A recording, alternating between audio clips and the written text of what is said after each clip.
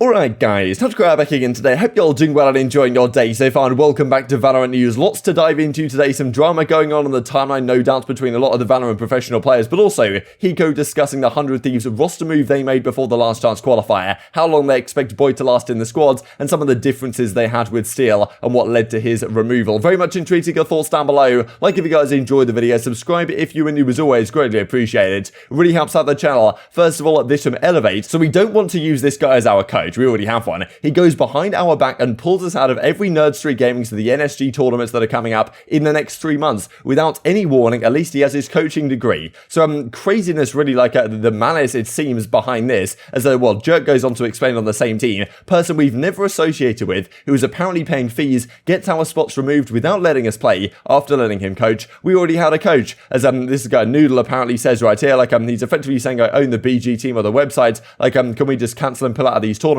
Apparently none of the players were ever indicated this was going to be the case, but as he says, I'm out of town, like I don't care if we cancel it at all, not worried about a full refund. I understand that's not possible. I'm pretty sure Elevate went on to say in another tweet, maybe I can actually find it real quick here, that he was kind of suggesting like, look, this could have been handled so differently. We were already in contact to refund the money personally. The fact you don't even care about the money and are just doing it out of pure malice is gross. Very professional, says Elevate. So yeah, kind of crazy situation. But yes, these NSG tournaments coming up relatively soon indeed. Craziness really. This also from Gen.G over at the BBG side. Thought this is very interesting, really, the comparison between the CS players, at least the CS North American scene, and what's going on in the Valorant world. Val at scrims, besides playing CS players that are actually decent, is literally just playing the noobs that put 10k useless hours into CS and had zero clue how to practice properly, doing something in a different game. Only thing they're winning is DMs for sure. Effectively saying like a load of these pro players are not really even trying to get better and to win. They don't really know how to practice properly. They don't really know like what they're playing at. They're just putting 10k hours in, but they're not really actually trying to improve particularly well or practicing decent strats or making things that make a lot of sense. As Hayes says in reply, it's sad. No desire to become the best from a lot of different players. And yeah, some of these guys are pretty funny replies here, to be honest. But yeah, maybe coaching throughout the scene is a bit of an issue. But still, definitely saying that the Valorant players aren't necessarily quite up to the standards that, well, it was previously the case, I suppose, in the Counter-Strike North American scene. Or maybe it's just some of the same guys, to be honest, that are finding themselves falling into similar habits. This also from George Gellers, just to point out real quick, former TSM player Bang listed under Saw alongside former Pioneers player Physics. So Bang confirmed he'll be playing for Saw as a fill-in for Bossy, it seems, at the present time. A couple of other notes to make right here. Cloud9 Academy playing with Sofa, and well, Immortals also playing with Hattie, it seems, at the present time. Just wanted to mention this then as well. So Plat Chat, they come up with a nice little interview here before the last chance qualifier goes down. It's an interview with Wired, with Hiko, and he kind of discusses a fair few issues. I'll leave the entire thing linked for you guys down below. But mainly running through like the recent changes that happened with the 100 Thieves. I'll run through the situation that went down as it transpired with Steel, why they felt that it was the right move to get rid of Steel off the team, and the fact that they weren't really seeing eye to eye as a squad, why Boy is a good replacement for them, but also saying that very likely Boy's not going to be a long-term fit to. As Hiko kind of says, even if they win champions, maybe he stays, but if things don't go so well, or if they win the last chance qualifier, maybe Boy stays, but if they don't, then of course I imagine they're going to make some sort of moves. But apparently they haven't really discussed it too much internally within the squad. Things within the team that just weren't running very optimally.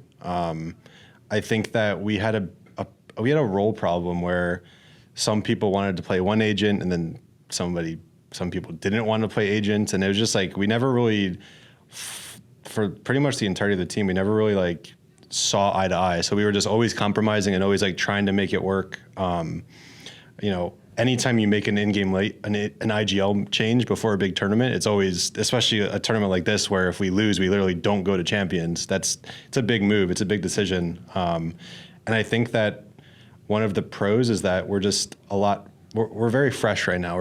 Everything is very new and very, I'm not going to say it's very clean, but it's definitely, it doesn't feel stale at all. And I don't really attribute that to, it's not necessarily Steel's fault at all that things got stale. It's just, you know, we just didn't really, it took us a little bit to figure out that we need to kind of adapt first. We can't be the last people to adapt, you know, just because, you know, I think one of the VCTs, I think we got slammed for not running Viper Astra when they were both super OP.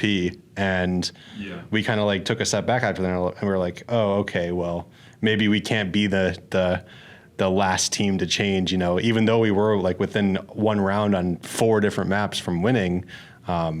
it felt like it probably would have been easier making that switch at that point. So things just kind of built up, and you know, I have to say I like Steel personally. I don't really have any problems with them personally.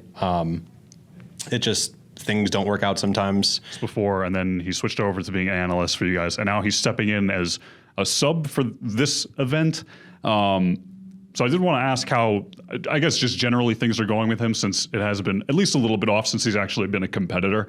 But then also as to the longer term vision with 100 Thieves. You have Sevvn, who's been regarded as one of the hottest upcomers in the scene for a while now, a younger player who I believe can't compete yet because of his age, correct? I think that's the case. Yeah. But so I guess how are things going with Boy? Is he feeling comfortable? And then what is the longer term vision moving forward for the team? Yeah, so without saying his specific role before we actually play, I think that having Boy frees up some of the other players on the team to play agents that they wouldn't normally play. Hint, hint, wink, wink. You'll have to wait and see what happens. But, you know, having somebody that's adaptable, that isn't really opposed to playing any role that we want him to, I think is very beneficial for us right now, coming into an event that's life or death, and with a new in-game leader, you know, the dynamic of the team is a lot different now too, because Boy and Nitro are like best friends, like absolutely best friends. So they work together on everything. They're always in servers together. They're always talking about stuff. They're always trying to figure out new things.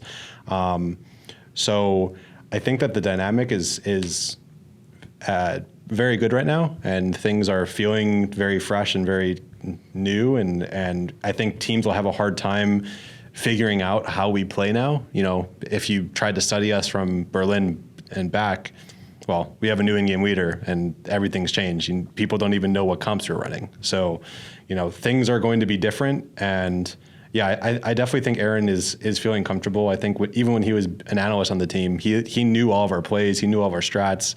Him and Nitro were already working together on making new strats and trying to implement them with Steel and try to see how it works. So yeah, it was. I'm not going to say it was seamless, but I think that as far as like getting a new player, there probably was nobody that would have been as clean as bringing Boy in. And then long term, I mean, I'm not really sure. I don't think we really had any conversations about that at this point. But you know, if things go well, maybe Boy will stay with us, and if not, I mean, who knows? But yeah, I mean, we'll just have to wait and see. Like I said, we're all focused very, very primarily on this tournament. Let's win this tournament, make champions, and then we'll see what happens after that. So, of course, there was the question there from Wyatt, the possibility of what's going to happen with Sevvn, one of the most promising youngsters really that, is probably about to be competing relatively soon. It would be expected after this last Stars qualifier, pretty much regardless of what happens, if the team is feeling a bit fresher, then, maybe Boy steps out and Sevvn could potentially step in at some point. That seems to be the likely option really for 100 Thieves, given the way they're building their roster going forwards. And Wyatt kind of hinting at that, but, maybe Hiko isn't ready to talk about that stuff quite as of yet, and maybe they just haven't discussed it in great detail. But very much intrigued to your thoughts on all of this stuff in the comment section below. Hope you guys enjoyed the video. If you did enjoy it, I'd greatly appreciate a like on the video. Really helps out the YouTube record. I know you enjoyed this content. Other people just like you may enjoy this content as well, and help grow the competitive Valorant community. Thank you much as always. Take care, and I will see you next time. They feel like sticky.